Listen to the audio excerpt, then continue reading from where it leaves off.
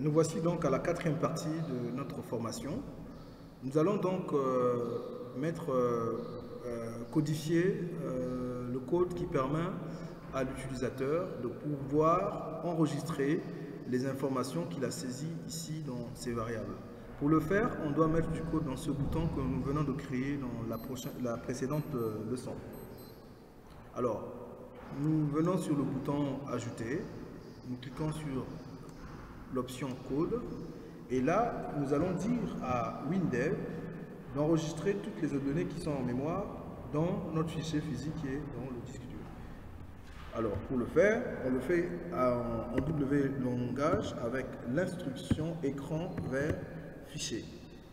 Écran vers fichier, et notre fichier ici s'appelle ExpressFen gestion centre.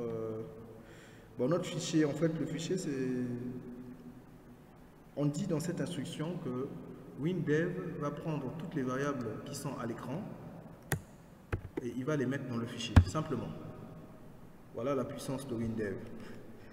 De manière très simple, cette instruction va prendre toutes les données que l'utilisateur a saisies dans la fenêtre gestion centre médical et il va les envoyer vers le fichier. Les envoyer vers le fichier, c'est bon, mais ensuite il faut les enregistrer avec hajoute. L'instruction hajoute va donc ajouter l'enregistrement en cours dans les enregistrements en cours dans le fichier patient, Express Patient, c'est comme ça il s'appelle. C'est le fichier que nous avons créé physiquement précédemment. Et une fois qu'on a introduit notre code, on enregistre. Voilà. Et maintenant on peut exécuter, vous allez voir ce que ça donne. Je dis par exemple non, je mets Samba. Ou bien je peux mettre non,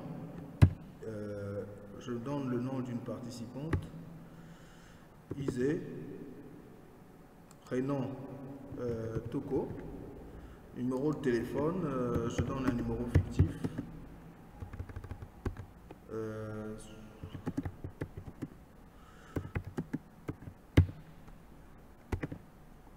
Adresse, je mets par exemple Moussal. Le code, excusez-moi, le groupe, je mets le groupe sanguin A. Pathologie, insomnie.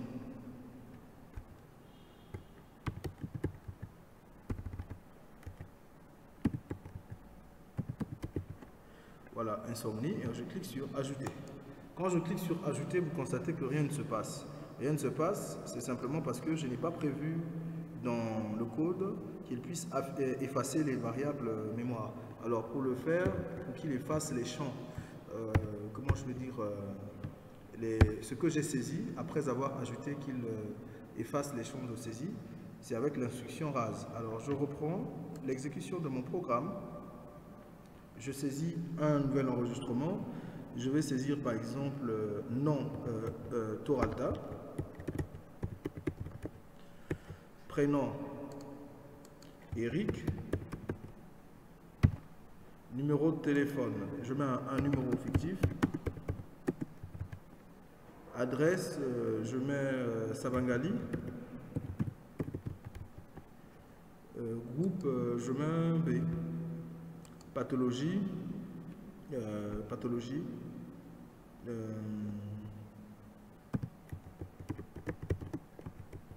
mot de tête, et je clique sur Ajouter. Vous voyez la réaction. Maintenant, lorsque je clique sur Ajouter, il efface les champs que je viens de saisir. Ça permet à l'utilisateur de savoir que ce qu'il a saisi maintenant a été enregistré. Alors, une fois qu'on a terminé avec la programmation de ce bouton Ajouter d'enregistrement, on va créer un nouveau bouton ici qu'on va appeler. Celui-là, on va l'appeler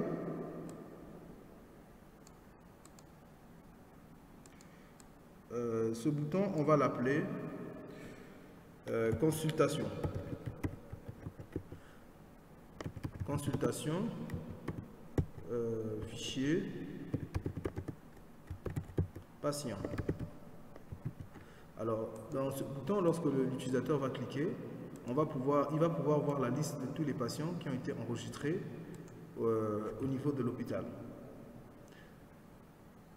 Pour le faire, on va créer une nouvelle fenêtre en venant ici, excusez-moi, en venant dans Accueil, Nouveau, Nouvelle fenêtre, une fenêtre vierge, on va appeler Consultation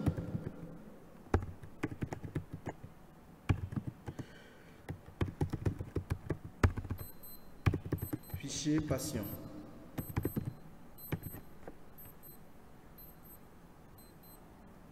Excusez-moi, le temps m'appelle, mais je dois terminer ce cours. Alors, voilà cette fenêtre qui va nous afficher les informations de notre fichier patient. Alors, pour que ça soit possible, je vais vous expliquer étape par étape la démarche que vous allez utiliser pour pouvoir consulter les informations du fichier patient. Mais avant, on va mettre un libellé pour indiquer à l'utilisateur, excusez-moi, je dis libellé, voilà, pour indiquer à l'utilisateur ce que fait cette fenêtre. On va écrire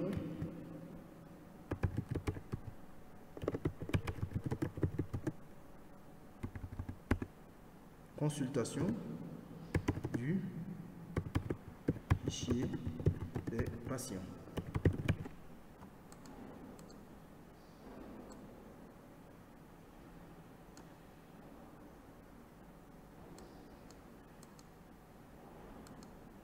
Bon, c'est une consultation globale. C'est juste pour informer l'utilisateur de ce que fait cet écran, cette partie de l'application si vous voulez. On va mettre en couleur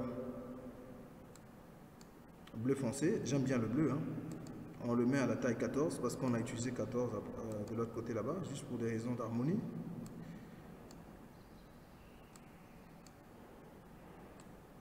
Voilà, consultation du fichier des patients de notre hôpital. Alors pour le faire, c'est très simple. Nous venons dans Table, on clique sur Table verticale, on pose notre table, on dit, voilà, on choisit notre fichier patient, on dit OK. Ici, je tenais à rappeler, on n'est pas obligé de tout afficher, hein. On peut décider de certaines variables, certaines rubriques qui ne vont pas s'afficher.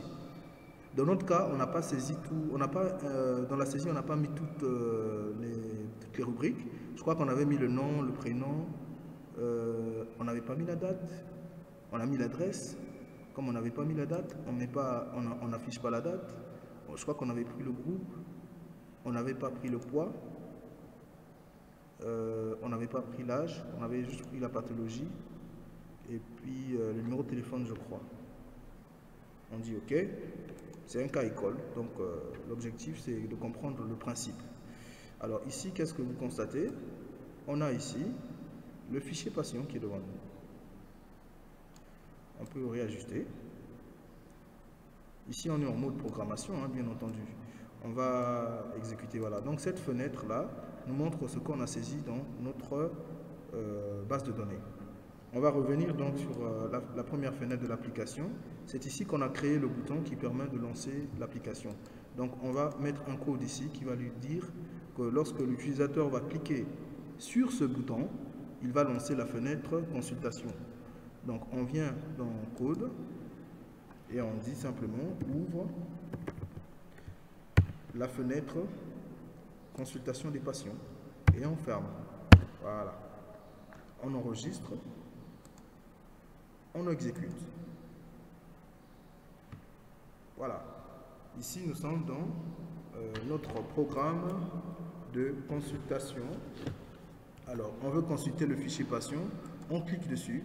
Et quand vous voyez vous-même que ici, nous avons donc une consultation globale des enregistrements que nous avons saisis dans notre fichier patient. Nous allons nous arrêter ici pour cette phase, la 4e partie de notre leçon. Rendez-vous à la 5e leçon.